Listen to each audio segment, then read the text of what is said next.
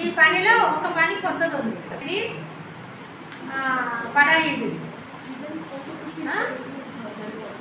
నవచేతన అనేది అది కూడా పడాయిలు ప్లస్ పోషన్.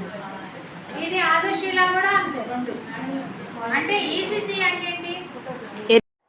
ఈసీసీ అంటే early childhood and care and education. ఇక్కడ మానసిక భావోద్వేగాల గురించి, శారీరక అభివృద్ధి గురించి, మేధో సంపత్తి గురించి, సాంస్కృతిక వికాసం గురించి, కాగ్నిటివ్కి సంబంధించి ఇలా ప్రతి ఒక్కరూ ఒక్కొక్క ఆరుగురుగా ఏర్పడి ఒక గ్రూప్ తయారు చేయడం జరిగింది. వాళ్ళు వాటిని ఎక్స్ప్లెయిన్ చేయడం జరుగుతుంది. అందులో భాగంగానే ఇక్కడ ప్రాజెక్ట్ మీటింగ్, ఇక్కడ ఒక మీటింగ్ ఏర్పాటు చేయడం జరిగింది. ఈ ట్రైనింగ్లో భాగంగా ఇది మొదటి రోజు అనమాట.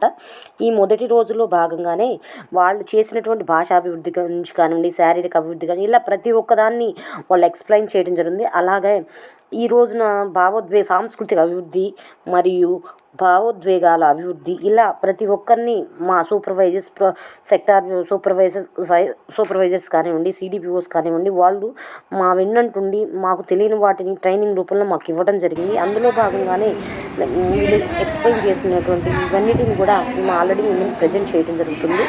అందులో భాగంగానే భావోద్వేగాల అభివృద్ధి గురించి కూడా మీకు ఇంతకుముందు మేము చెప్పడం జరిగిందండి.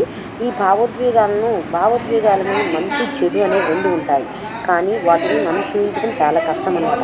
చిన్నపిల్లలు వచ్చేసి భావోద్వేగాలను అన్నీ చూస్తుంటారు, మంచిని చెడుని రెండూ చూస్తారు. కానీ పిల్లలకు అవగాహన కలగాలి అంటే వాటిని మనం చూపించడం ద్వారా కన్నా కూడా ఎదుటివారి ఒక నాటక రూపంలో చూపించడం ద్వారా వీటి ద్వారా పిల్లలు తొందరగా మైండ్లో ఏం చేయాలి అనే సందిగ్ధతను కోల్పోయి ఇది రైట్ ఇది తప్పు అనే విషయాన్ని వాళ్ళు తెలుసుకుంటారు అనమాట. ఈ విధంగా ప్రతి ఒక్కరూ వాళ్ళకి సంబంధించినటువంటి ప్రతి ఒక్క యాక్టివిటీని లేదా వాళ్ళకి ఇచ్చినటువంటి ఒక కాన్సెప్ట్ని టీచర్స్ అందరూ, అంగన్వాడీ టీచర్స్ అందరూ ఎంతో చాలా బాగా చెప్పడం జరిగిందండి.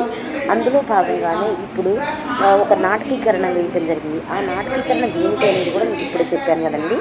భావోద్వేగాలను బయటికి తీయడం అంటే ఎమోజీస్ అంటే హ్యాపీ కానివ్వండి, సాడ్ కానివ్వండి, ఇంకొచ్చేసి యాంగ్రీ కానివ్వండి. ఒక పిల్లవాడు తన పుట్టినరోజుని చేయమని చెప్పి తల్లిదండ్రులు అడిగినప్పుడు ఆ తల్లిదండ్రులు ఎలా ఉంటారు, ఎలా రియాక్ట్ అవుతారు అనే దాన్ని మా అంగన్వాడీ టీచర్స్ అందరూ ఒక చిన్న స్కిట్ రూపంలో వేశారండి. అది కూడా మనం చూద్దాము.